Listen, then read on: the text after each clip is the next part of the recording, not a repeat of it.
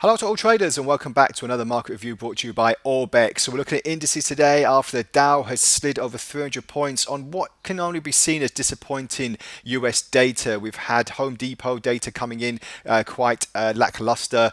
We've had the debt ceiling concerns with President Biden trying to make a deal, and also we've had retail sales data yesterday coming in positive territory finally, but at 0.4% rather than the consensus of 0.8%. So a little bit on the downside there, even though we did get a good reading on the retail sales. It just wasn't as the expectations were heading. So as I said, Dow falling by 300 points. We've seen this particular indice in a bear market for the last few trading sessions. It seems to be continuing at the moment, hitting 33,000 for the first time in a while. Will we get back down to 30,000 before we know it? We'll take a look at the chart shortly. A bit of a different story for the S&P. It's still in a bit of a bull channel, but like I said, we'll look at the charts for both now.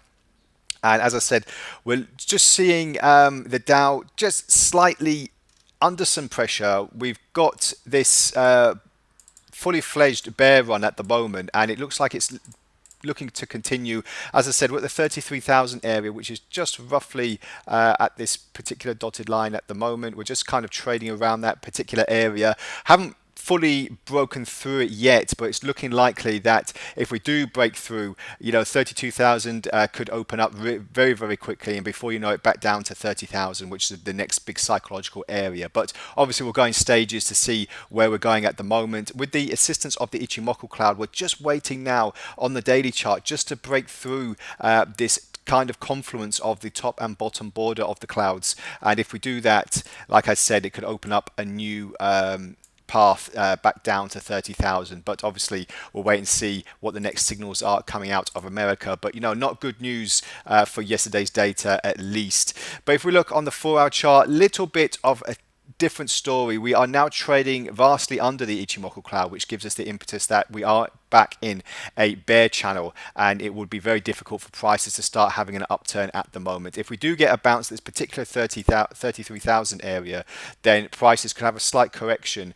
But for me, we're just waiting now to see if we're going to get through this particular on the 4-hour chart, this particular channel, and this will be back up to roughly the early to mid stages of 33,000, possibly 33,300, to basically retrace the points that were lost yesterday and then get back into a bull run. But it looks a little bit incomplete at the moment, so we'll keep an eye on that for you and update you as and when the stories break.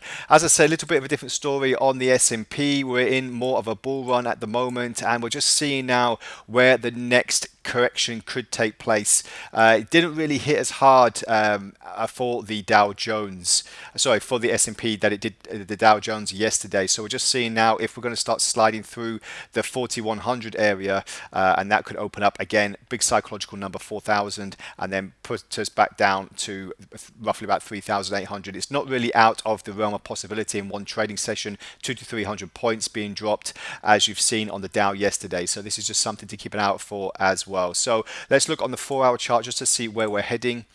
And like I said, we're just seeing now another stage on the S&P where we've had this really choppy run at the moment, and now we're going to get another upside turn back up to roughly about 4,200, 43, 42 and a half.